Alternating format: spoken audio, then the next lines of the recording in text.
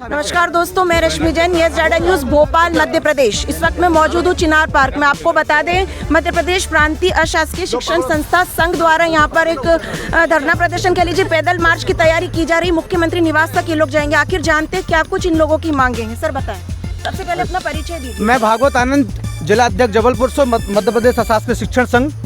और आज पूरा मध्य प्रदेश के जितने भी संगठन हैं, वो सारे संगठनों ने ये पिछले 1 माह से लगातार हाथ जोड़ करके माननीय मुख्यमंत्री के, शिक्षा मंत्री के समक्ष हम लोग गए हैं। उनसे आग्रह, विनम्र आग्रह सब कुछ कर लिया।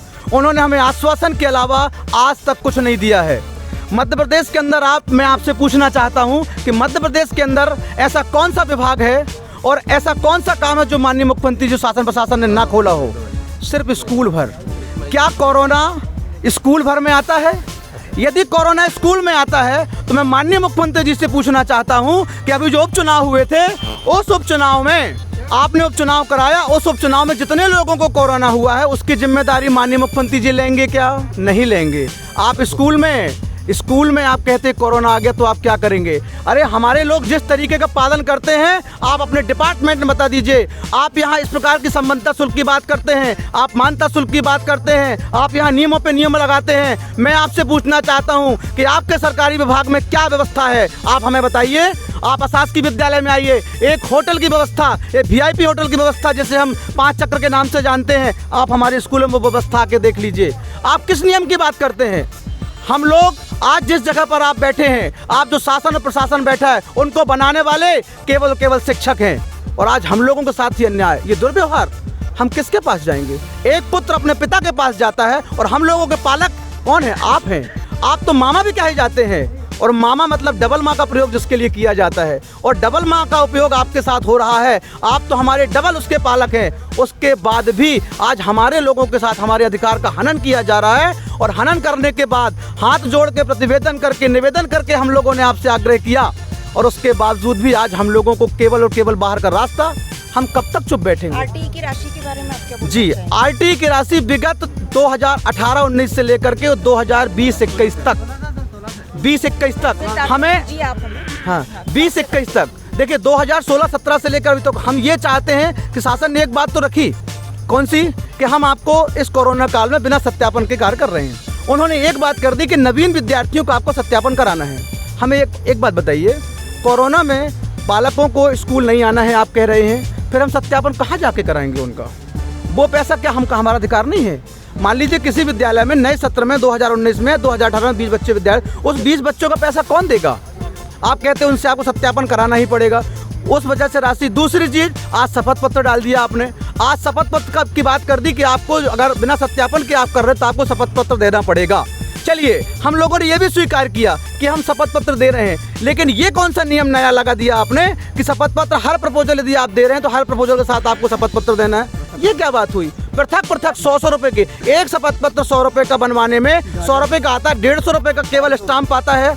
इसके बाद उसकी टाइपिंग लगती है, टाइपिंग लगने के बाद उसका नोटराइज खर्च होता है। ये सारे खर्चों को जोड़ दिया जाए, अगर मैंने 5 बार प्रपोजल जमा किया है माननीय मैडम जी, तो आप बताइए कि मैं 500 रुपये हर बार दूंगा, तो फिर मुझे क्या बचा? तो अब आगे क्या है? आप लोग पैदल मार्च करेंगे मुख्यमंत्री? यहाँ से बोर्ड ऑफिस चौराहे तक तो हम लोग अभी पैदल मार्च करेंगे। बोर्ड ऑफिस चौराहे जाएंगे, वहाँ से हमारे पास यदि कोई प्रशासनिक अधिकारी, कोई मंत्री महोदय, किसी प्रकार कोई लोग आते हैं, कोई बात सुनते हैं हमारी, तो हम वहीं पर अपने धरने को समाप्त करेंगे। यदि हमारी मांगों को लिखित में, आश्वासन तो हमें अब नहीं चाहिए, हम आज केवल लिखित में निवेदन करके जाएंगे। बस इतना ही हमारा माननीय मुख्यमंत्री जी से आज आग्रह है कि हमारे इनको, हम दंडवत होकर के आज आए हैं, दंडवत उनके होने के लिए। दंडवत के बाद भी अगर नहीं मानते हैं तो हमारा ये आंदोलन अनवरत उनके घेराव के बाद से जैसा हमारी रूपरेखा बनेगी उसके बाद हमारा आगे कार्यक्रम रहेंगे। आदरणीय पांडे जी से आप लीजिए हमारे। कुछ कहना चाहेंगे? मैं RK पांडे, अध्यक्ष मध्य प्रदेश अशासकीय स्कूल संचालक संघ। आज जो हम लोग यहाँ पर एकत्रित हुए हैं और मध्य प्रदेश के विभिन्न अंचलों से जो लोग हमारे पास आ रहे हैं, अभी आधे पौन घंटे के अंदर यहाँ पे हज़ारों की तादाद में स्कूल संचालक सब इकट्ठे हो रहे हैं। मूल कारण क्या है कि शासन के अधीन तो हमें कुछ सहयोग प्राप्त होता भी है, लेकिन प्रशासन जो है वो इतना जिद्दी और हठी बन चुका है कि हम लोगों के सामने नए नए दुनिया भर के नियम कानून और सब कुछ लाद करके इतना प्रताड़ित कर चुका है कि आज हम लोग इस स्थिति में पहुंच चुके हैं। स्कूल पिछले 9-10 महीने से बंद पड़े हुए हैं। अब मैं इस संबंध में बात करूंगा कि जो भी मांगे हमारी हैं, सबसे पहले तो एक ये है कि मान्यता हम लोगों को केवल एकल विंडो से दी जाए, एक ही शुल्क से दी जाए। नंबर दूसरा, पहली से 8वीं तक के विद्यालय खोले जाएं। नंबर तीसरा, आरटीई का भुगतान जो है हम लोगों को 1 क्लिक के तहत मध्य प्रदेश शासन के कार्यालय से ही दे दिया जाए। ये डीपीसी और यहाँ वहाँ से हम लोगों को ना भटकाया जाए, क्योंकि इस मार्ग में बहुत सारा भ्रष्टाचार भी है और बहुत सारी परेशानियां भी क्रिएट होती हैं। नंबर चौथा, अभी बहुत सारे छात्र छात्रा मंडल की परीक्षाओं में आवेदन करने से पोर्टल की गड़बड़ी के कारण वंचित हो गए हैं। उनके लिए भी उस अलग से पृथक से डेट बढ़ाई जाए और उन बच्चों का जिससे नुकसान ना हो।